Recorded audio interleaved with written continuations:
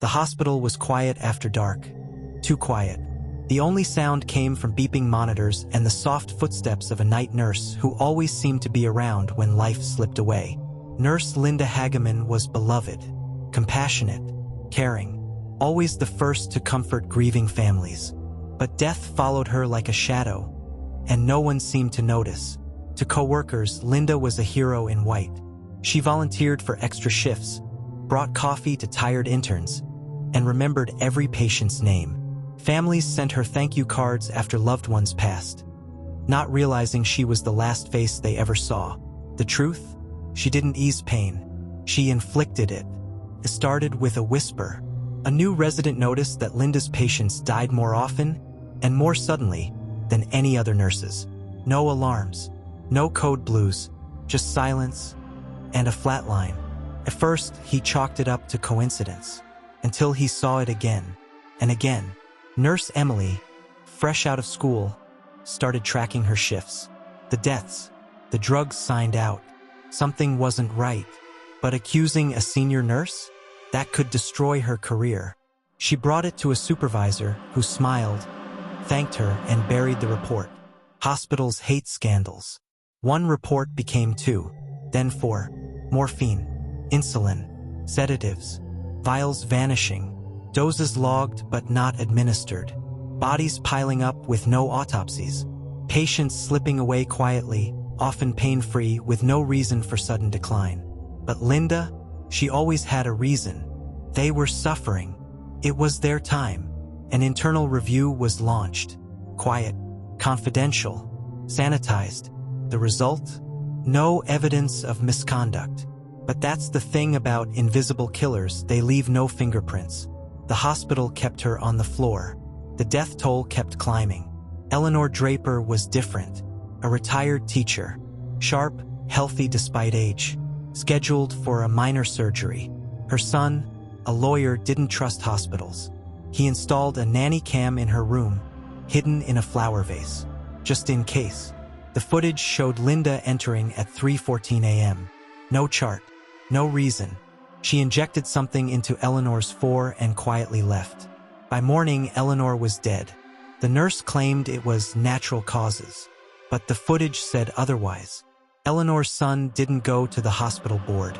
He went to the police. Homicide detectives watched the video, stunned. This was no mercy killing. This was premeditated. But one tape wasn't enough. They needed more. A sting was set in motion. They reassigned Linda to a monitored ward, planted undercover staff, replaced her medication cart with one rigged with sensors. She didn't know the walls were closing in. She didn't know her mercy would finally have witnesses. They watched as she prepped a syringe of insulin unauthorized. The patient didn't need it. The dosage? Fatal. She was arrested before the needle even touched the skin. Finally, after years, she was caught red-handed. But the horror was just beginning. A full audit was launched. Files reopened. Charts re-examined. Over 400 patients in 15 years. Dozens of unexplained deaths. Hundreds of anomalies. She operated across 4 hospitals in 2 states, always quitting just before suspicions could catch up. In interrogation, Linda smiled. "I helped them," she said. "They were suffering. No remorse. No tears. Only clinical detachment." Her confession wasn't a breakdown, it was a boast. She saw herself not as a killer, but as a savior. Courtroom packed. Journalists swarmed. Families sobbed. Linda sat stone-faced. Prosecutors called her a monster in scrubs. Defense claimed mental illness. But the evidence, the videos, the logs, the bodies was overwhelming. This was not care. It was cruelty in disguise. She was found guilty on 53 counts of murder, the ones they could prove. Sentenced to life without parole. The judge called it one of the most prolific killing sprees in medical history. The courtroom gasped. Families wept. Justice finally had a name. Laws changed. Hospitals faced lawsuits. Whistleblower protections were strengthened. But for many families, the damage was permanent. Empty chairs at dinner tables. Questions that would never be answered. The wounds ran deep. They say she still smiles in prison. Still calls herself an angel. But the truth is out now, and her story stands as a grim reminder. Even the kindest face can hide the darkest intent. She wanted to be remembered as someone who eased pain. She is remembered as the nurse who brought death without mercy. No angel, no savior, just a predator in a place meant to heal. Though she will never walk free again, hundreds of names remain unknown, buried, lost in silence. Their only crime? Trusting a woman who wore a badge of compassion and wielded it like a weapon. As the gavel fell and the sentence was read, one final thought echoed in the courtroom, chilling and heavy with grief. How many angels of death still walk among us, hiding behind scrubs and smiles? Absolutely. Here are 10 additional, extended chapters continuing the suspenseful, emotionally intense, investigative story of the angel of death nurse who killed hundreds without a trace. These deepen the psychological horror, expose the systemic failures that enabled her, and pull back the curtain on her dark past. Linda Hageman was not born a killer, but she was forged in quiet cruelty. Her childhood was riddled with secrets, a controlling mother, an absent father, and endless rules. Animals disappeared. Her younger brother was hospitalized after falling down the stairs. No one questioned it. Years later, neighbors remembered Linda's strange calmness. Always helpful, always watching. But something was missing: empathy. Her nursing internship was where it began. An elderly patient in pain. DNR orders already signed. A little too much morphine. He passed peacefully. She told herself it was kindness. No one noticed. No one ever did. And something clicked. Not fear. Control. The power to end life and be praised for it. Linda moved frequently. She claimed it was for better hours or to be closer to family.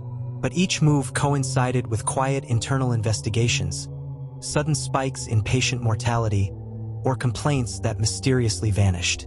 Human resources files were sealed. Managers protected reputations. Patients paid the price. Hospitals are designed to save lives, but also to protect themselves. Doctors were overworked.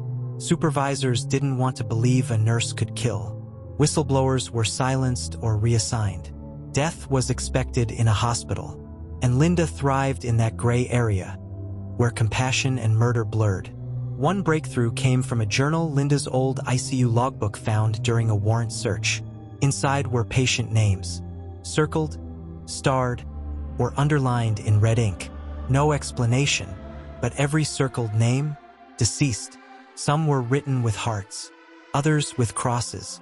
Prosecutors called it a death diary. She claimed it was just notes.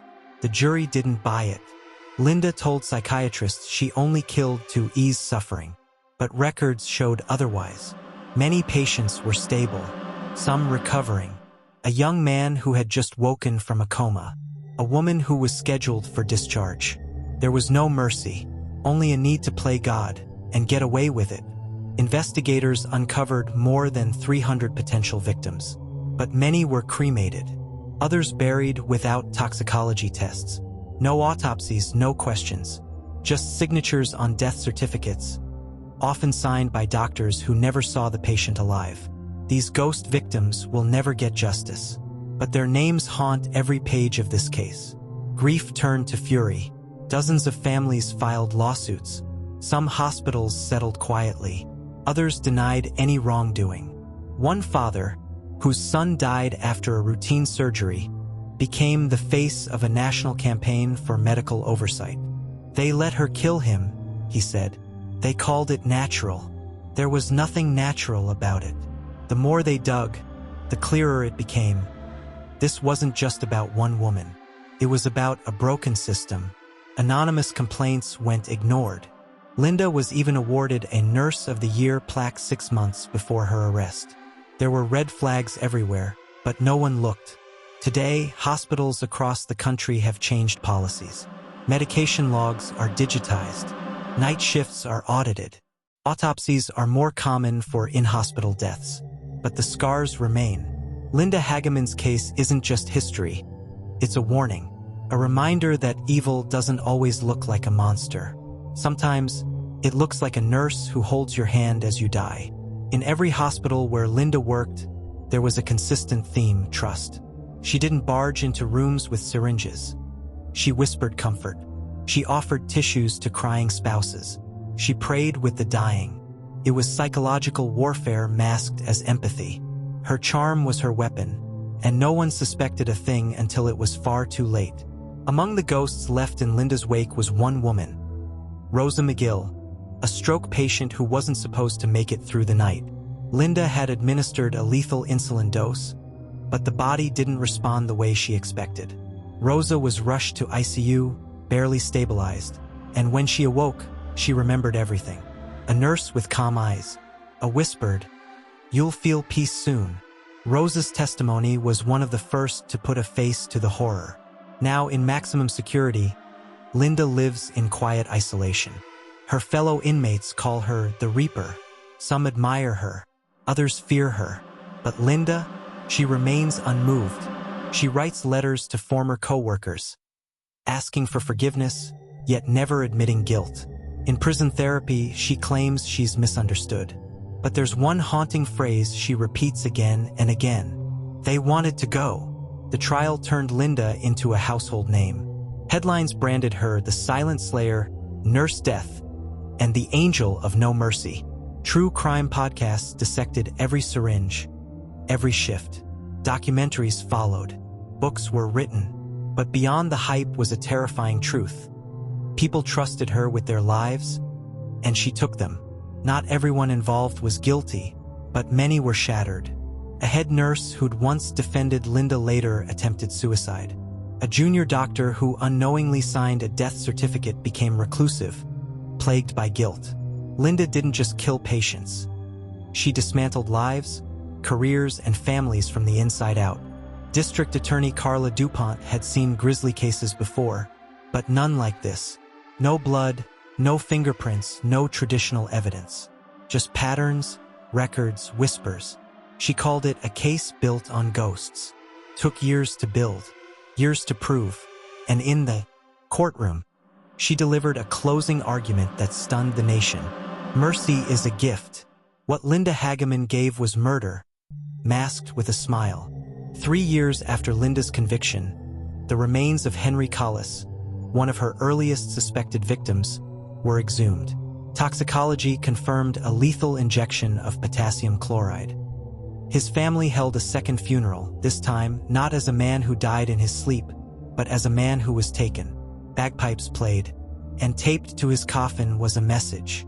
"We know the truth now." Outrage turned to reform. In one of the states where Linda had worked, lawmakers introduced Henry's Law, a new bill requiring independent audits of in-hospital deaths with unexpected causes. Whistleblower protections were expanded. Drug access logs became biometric. The healthcare system had been wounded, and now it was starting to fight back. After Linda's arrest, a darker ripple began to spread. At least 2 other nurses, in different states, were caught tampering with medication, claiming they took inspiration from her case. One had bookmarked every article about her trial. It wasn't just about her anymore. The mythos of the Angel of Death had begun infecting others, and the healthcare world braced itself. The final chapter isn't about Linda. It's about us, about the systems we trust, the faces we don't question, the hospitals that shuffle problems down the hall rather than confronting them. Because Linda Hageman didn't wear a mask. She wore scrubs, she smiled, and she showed us that evil doesn't always break in through the window. Sometimes it walks right in through the front doors holding a clipboard. He was only 42, a stroke survivor, relearning how to walk. His name was Calvin Mayfield, and he wore a green bracelet, a symbol of hope from his daughter. His condition had stabilized. He was expected to be discharged within days. That night, Linda offered to sit with him for a bit. By morning, he was gone. The bracelet was found tucked under his pillow. No one knew why she kept it, or why it ended up on her dashboard, hidden beneath her rosary. In the aftermath of her arrest, investigators combed through Linda's phone records. One number stood out, dialed at 3:12 a.m. the night before her last attempted murder. It was never answered. The number belonged to her estranged sister, a psychiatric nurse who had once reported Linda for cruelty as a teen. The call lasted only seconds. What was she trying to say? A warning? A confession? Or something darker? There was a time when Linda was under surveillance by a hospital-appointed guardian nurse due to early concerns. The guardian nurse, Tammy Grant, filed 3 incident reports citing suspicious dose adjustments. 2 weeks later, she resigned abruptly and moved out of state. She never returned calls, never gave a statement. Some say she was bought off. Others believe she was afraid. But what did she see? And why did she disappear? During a quiet inspection of the wing where Linda worked most often, a maintenance tech noticed something strange. A room with a broken clock, always frozen at 2:47 a.m. The same room where 3 unexplained deaths occurred over 3 years. A coincidence? Or a time that meant something to Linda? Some believe it was symbolic, her chosen hour. A witching hour in Scrubs. Buried in the evidence locker of the local PD sat a syringe, found in a linen chute near Linda's station. No patient required insulin that day. No records matched its batch number. The syringe was loaded. Had she dropped it? Was it intended for someone who lived? And if so, how close did they come to becoming victim number 401? Among the names that surfaced during reinvestigation was Gabriel Holt, age 14, admitted for a minor appendectomy. Post-op complications arose after a nurse administered a calming sedative. But he didn't react as expected. He coded and survived only due to a quick-thinking surgeon nearby. The drug? A rare paralytic. His parents never knew. Until the trial when they saw her photo. "That's the nurse who brought us warm blankets," his mother whispered. The warmth had a purpose. During the trial, it came out that Linda had a close friend in admin Janice Rivera, the shift coordinator. The woman who scheduled Linda's favorite hours. Who quietly overrode incident flags. Who escorted investigators out the first time they came sniffing. She claimed ignorance. The court believed her. But whispers remain. Was she fooled? Or was she the one who helped her vanish the bodies? Linda's last letter before sentencing was addressed to God. Or so she claimed. The letter was filled with strange metaphors. Rivers of silence. The weight of invisible hands. Mercy drawn from needles. Some call it a confession in code. Others believe it was written for her victims. A mockery in prose. It ended with a chilling line. Peace is best delivered before it is begged for. In one of her earliest facilities, Linda worked briefly in pediatrics. Her name appeared in a 15-year-old incident involving a child with leukemia, Sammy, age 7. He died overnight. No red flags were raised. But his mother kept a drawing he'd made the day before. A stick-figure nurse, smiling, standing next to a bed with an X over it. Above it, the words, "She says I'll sleep forever soon." Even now, the true number of Linda Hageman's victims may never be known. Records were lost, files sealed, hospitals rebranded. For every confirmed death, there are 5 more unexplained. A silence still hangs in those halls. The kind that settles after something unspeakable happens and no one dares to say its name. But those who lived through it remember, and they will never forget the nurse who stole life, cloaked in the illusion of care. Absolutely. Here are chapters 51 to 60 of The Angel of Death Nurse Who Killed Hundreds Without a Trace. These chapters explore the lingering effects of Linda Hageman's crimes on survivors, the media's obsession, buried secrets uncovered, and one final shocking revelation that reframes everything. After Linda's arrest, the long-term care ward where she worked most was shut down permanently. The staff were quietly reassigned. The rooms were left untouched. One room, room 11B, was sealed with police tape but never reopened. A janitor who snuck in swore the call button light still blinked, despite the power being off. Patients had died there, alone, frightened. Whatever lingered in that room wasn't at peace. In one chilling hospital security video, Linda is seen entering the staff elevator at 3:18 a.m. She's pushing an empty wheelchair. Her face is calm. The elevator descends. But when the doors open again, the chair is gone. No patient, no records, just Linda smoothing her hair, walking out. Where did she go? What did she do in those 7 undocumented minutes? Police believe this was her final victim, one who was never found. Her name was Corinne Patel, a nurse who worked side by side with Linda for over 2 years. She was subpoenaed. She was ready. Then, days before trial, she vanished. No warning, no goodbye. Her apartment was emptied. Her car abandoned at a rest stop 2 states away. Rumors say she saw something she was never meant to see. Something that Linda warned her never to speak of. Linda underwent a full psychological evaluation before sentencing. Her psychiatrist, Dr. Ezra Lang, was a veteran profiler, someone who had sat face-to-face with serial killers, war criminals, and cult leaders. After 5 sessions with Linda, he resigned. Permanently, never spoke to press, never published a single report. The only words he ever shared about her were scribbled on a note passed to the court. She is the void in human form. Do not let her speak again. Linda kept her nursing badge after each job, tucked into a shoebox under her bed. There were 9 total, each from a different hospital. But behind each ID photo, she'd scrawled numbers, names, times. One badge had a sticker over the corner. Forensics later revealed what was beneath it: a list of 5 names. None of them were ever entered into any hospital system. None of them were found in death records. Where did they go? Not all of Linda's victims were unaware. One was a terminal cancer patient, Jonas Farewell, age 78. He'd refused further treatment. He was in constant pain. And one night, he whispered, "Can you help me go?" Linda sat with him for hours, smiling, listening, and then she gave him a dose too high to survive. His daughter later testified, "He thought she was an angel. She made him believe death was a gift." And perhaps that's what made Linda so terrifying. Sometimes, she was what people wanted. Years after Linda's conviction, a widow named Marla Simmons came forward. Her husband died in Linda's care. But that night, Linda stayed after her shift to sit with Marla. They cried together, prayed. She held Marla's hand until dawn. "I loved her for that," Marla said. "I told her I wished his suffering would end. And I think she heard me." To this day, Marla doesn't know whether she was a victim or an accomplice.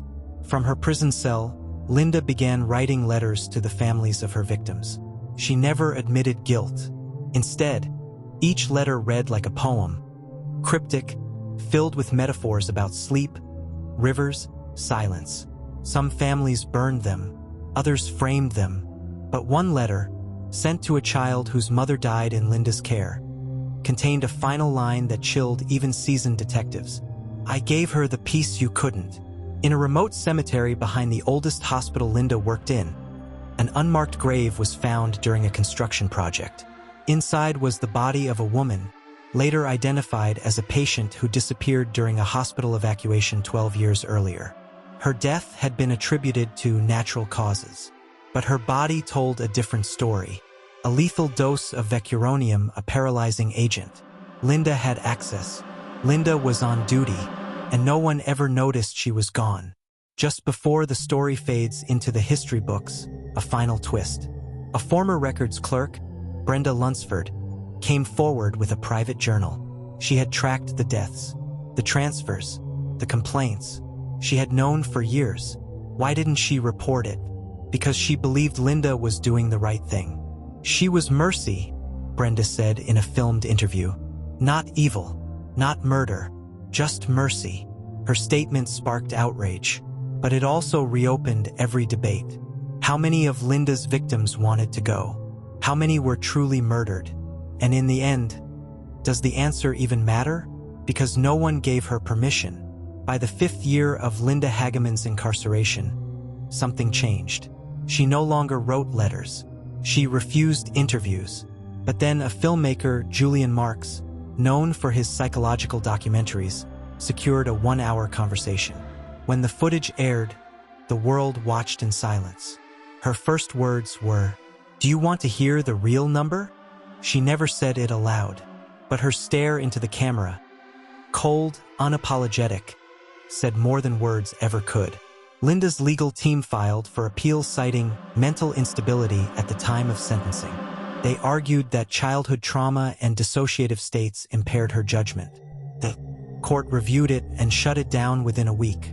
In a scathing ruling, the judge wrote, "There is no instability in her calm, only calculation. It was the final nail in a coffin she built herself." A group of medical ethicists dissected Linda's behavior at a national symposium. Their conclusion? Moral inversion. Linda didn't kill for rage, greed, or pleasure.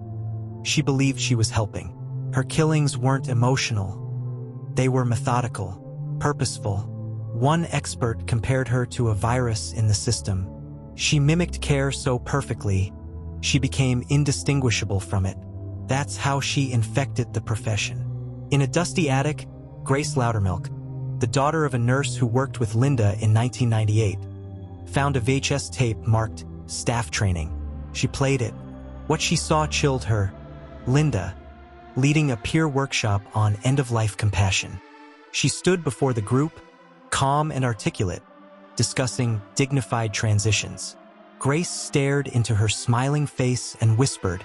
She was teaching them how to kill without ever saying the word. In a shocking public appearance, the family of patient number 187, a man in late-stage Alzheimer's, said they forgave Linda. He suffered every moment. She ended that. Their statement reignited the public debate. Was she a killer or an unlicensed executioner of mercy? But prosecutors were firm. Mercy is not hers to give. A small park near the first hospital Linda ever worked at had a marble plaque, "In memory of the forgotten." It was meant to honor early victims, anonymous or misidentified. But it was removed after it became a site for twisted admiration. Visitors began leaving flowers for Linda. Someone carved Angel of Peace into the stone. The city removed it quietly at night. They didn't want to turn a slaughterhouse into a shrine. Shannon Rusk, a rising investigative journalist, spent 2 years writing a book on Linda. She visited her in prison, interviewed families, dug through records no one had seen in decades. Then, abruptly, she stopped. Her publisher received a typed note. Some truths deserve silence. Shannon withdrew from public life. What did she learn? What secret scared her enough to walk away from the biggest story of her career? In 2004, Linda worked briefly at St. Ives Geriatric Center, a privately owned care home. During reinvestigation, journalists requested her employment file. They received nothing. The hospital claimed she'd never worked there, but a retired janitor came forward. She was there. I saw her. Room 8. That's where she always Saturday. In that room, 4 unexplained deaths had occurred in a single month. Records gone. Patients gone. And the hospital still operational and silent.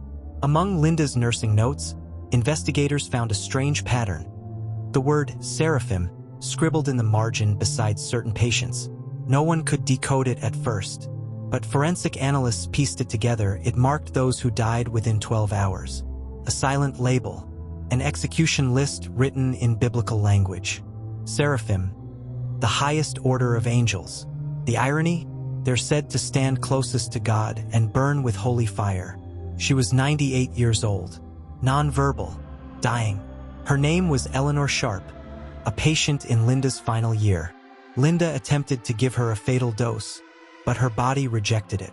She lived 3 more days. During that time, Eleanor regained consciousness, whispered to a nurse, "Don't let the smiling one in."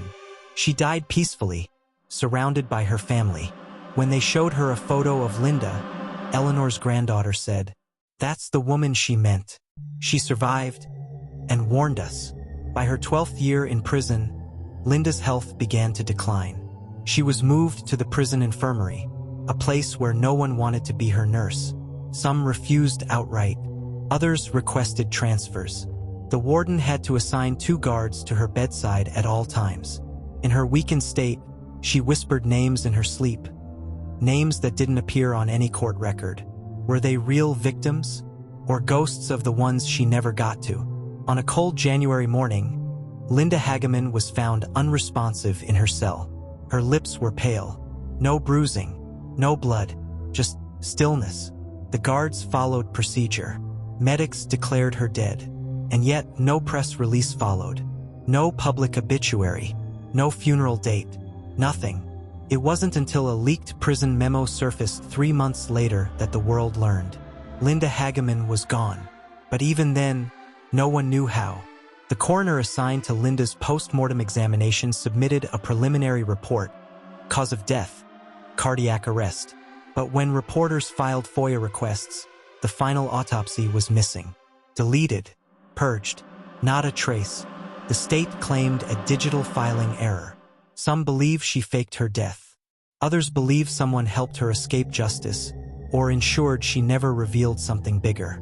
Months after Linda's death, a hospice facility in Oregon reported a disturbing pattern. 3 patients died unexpectedly. No medical cause. One nurse had been present for all 3.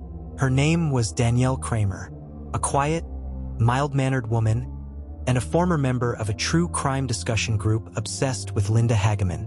In her locker, police found a handwritten note. She saw them as burdens. I see them as blessings. Was Linda's legacy spreading? Had she become a twisted martyr for the disturbed? For years after her death, Linda's former prison counselor came forward with a hidden audio recording, made without authorization. It was Linda speaking freely, calmly, and disturbingly clearly. The system is built to break the ones who ask for help. I offered help without asking. That made me a monster. But you tell me, where were the families? Where were the doctors? They abandoned them. I only tucked them in. The tape leaked online. Millions listened. Most were horrified. Some were captivated. A grassroots movement began in the wake of Linda's death, not to honor her, but to remember her victims. Activists created a massive digital wall, a living archive called The Silenced. Every name, every age, every room number. The count rose into the hundreds. Each name was paired with a candle icon. One section was left intentionally blank. For the unknown, the forgotten, the ones no one noticed missing. New documents unsealed by court order revealed that a senior physician at one of Linda's hospitals had raised concerns and was silenced. Dr. Edwin Talsbury had written a private memo. This nurse's death ratios are statistically anomalous. Her bedside presence precedes inexplicable cardiac events. That memo was buried, his concerns ignored, and in a closed-door deposition years later, he admitted, "She wasn't invisible. We just didn't want the lawsuit." 10 years after her conviction, Linda Hageman became a case study in every nursing and medical ethics class nationwide. She was no longer just a murderer, she was a cautionary tale. One lecture slide simply read, "This is what happens when trust goes unchecked." Students listened in stunned silence. Her face, once compassionate, serene, was now burned into their minds as a warning. Even angels can be executioners. Because of Linda, sweeping reforms hit the medical industry. Anonymous mortality audits became mandatory. A federal watchdog program was created to track nurse transfer histories. It was called Project Seraphim, a cruel nod to Linda's chilling code word. But perhaps the most profound change? Families began asking more questions. Silence in hospital halls no longer meant comfort. It meant suspicion. The last chapter isn't about Linda. It's about Margaret Hollow, age 89, who died peacefully in a Florida nursing home. Her last nurse held her hand gently. No overdose, no silent injection, just care. The family cried. The nurse cried with them. Because in the end, what Linda Hageman stole wasn't just lives. It was faith in the caregivers who still believe in healing. This nurse, this final, gentle nurse, restored a sliver of that trust. Not with medicine, but with something Linda could never give. Presence without power. Compassion without control. Love without an agenda. They buried Linda Hageman in an unmarked grave on state prison grounds. No family claimed the body. No priest. No eulogy. The only people present were 2 correctional officers and a clerk with a clipboard. The wind howled that day. A reporter, hiding at the tree-line, whispered, "Not even the dead want her name beside theirs." Months later, an exhumation was ordered, not for Linda, but for 3 patients who were never officially linked to her. Modern forensic tech found a startling clue: trace elements of a specific neuromuscular blocker, a drug not used in that hospital. But it matched a sample found in Linda's old locker. These cases had been ruled natural deaths. They weren't. And with this discovery, her confirmed body count officially passed 400. In a locked drawer at Marionview Medical, a whistleblower nurse found something chilling: a list of flagged patient deaths compiled by a risk management officer, marked Confidential Hageman. The list had 72 names, and it had been compiled before her arrest. Why wasn't it shared? Because Marionview settled quietly with several families years ago, in exchange for non-disclosure agreements. Justice had been sold until now. Detective Carla Mendez, who cracked the original case, came out of retirement after seeing the new evidence. "I thought we'd closed the book, but we didn't finish the story." She opened 14 new investigations tied to facilities across 5 states, all linked to Linda. Some were so old, families had forgotten the names. But Mendez remembered them, and she was ready to give them back their voices. Out of the shadows came someone unexpected: Hannah Hageman, Linda's granddaughter. A quiet, reserved nursing student. She spoke at a conference on patient ethics, revealing that her family had changed their names, living in shame since Linda's arrest. But she chose a different path. "I'm not here to erase her legacy. I'm here to reverse it." She launched a nonprofit to train nurses in trauma-informed care, in her grandmother's name, but with a bitter twist. It's called the Red Angel Project. One therapist, who saw Linda twice before her arrest, broke silence after years of legal delay. She played back a chilling session where Linda described the moment before death as the most honest silence in the world. "That's when I know I've done something divine." She spoke with reverence, as if she was a priest of pain. That tape aired on a national true crime docuseries. Viewers couldn't decide what was more terrifying, the act or the belief behind it. In a now-closed wing of Stonebridge Hospital, renovations uncovered a secret. Room 6D had been unofficially labeled the cold room. Staff whispered about it for years. That's where Linda always offered to do final observations. Inside the wall, contractors found a hidden journal. Its first page read, "For those I set free. The rest? A list. First names only. Dozens of them. More than were ever on record." The journal also included what investigators called the Poisoner's Protocol, a meticulous, step-by-step method for undetectable euthanasia using multiple drug combinations. She wrote it as a manifesto, proved she wasn't erratic. She was calculating. Every dose, every second, every smile planned. She wanted other nurses to find it. But now, that knowledge would be used not to kill, but to train medical examiners in exactly how to catch the next angel of death. For decades, Linda's estranged sister, Joanne, said nothing. But in a last-minute interview with a dying journalist, she spoke. "She started with animals. I told our parents. They punished me for lying." She described finding a shoebox of dead kittens under Linda's bed. It was the warning sign no one acted on. And maybe, just maybe, if someone had listened then, hundreds of lives could have been spared.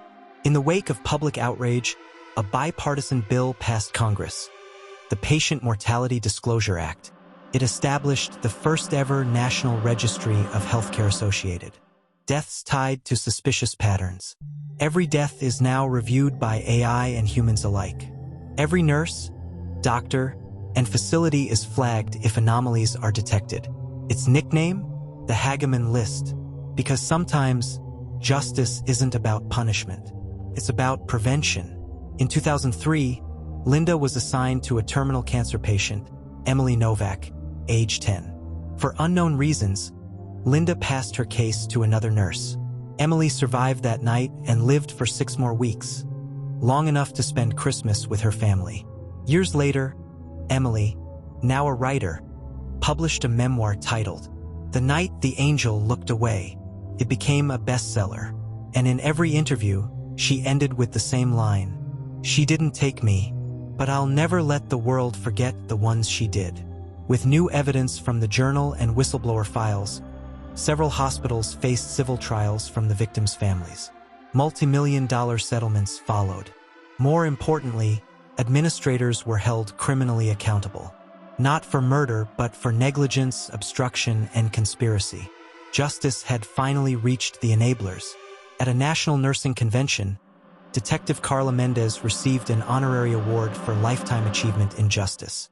But she refused to take the stage. Instead, she sent a letter to be read aloud. "I don't want applause. I want silence," the kind Linda gave her victims. But this time with reverence, not fear. The room fell still. Some nurses wept. Others stood in quiet defiance. A moment of unity in a profession Linda had once corrupted.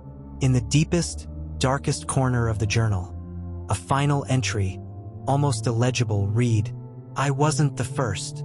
Authorities launched an investigation. They uncovered evidence that Linda had been mentored in her early career by a senior nurse who'd mysteriously retired after a rash of unexplained deaths. A killer who taught a killer. The evil hadn't started with Linda. She was just the next chapter in a much older, blood-stained book. And finally, justice didn't come in the form of handcuffs or headlines. Came in systems rebuilt, in names remembered, in laws changed. Justice came when no family would ever again be silenced. When hospitals could no longer bury the truth beneath paperwork. When nurses became protectors once more, not predators. Linda Hageman died alone, but her victims, they will never be forgotten again. Their names are louder than her silence. Stay tuned for more chilling cases on Cold Case Chronicles, where the truth is always darker than fiction. If you haven't already, make sure you're subscribed to Cold Case Chronicles. We dive deeper into the most chilling, unsolved mysteries, and together, we uncover what was left behind. Like, share, and leave a comment below. We want to hear your thoughts. Stay vigilant. Stay curious. The truth never rests.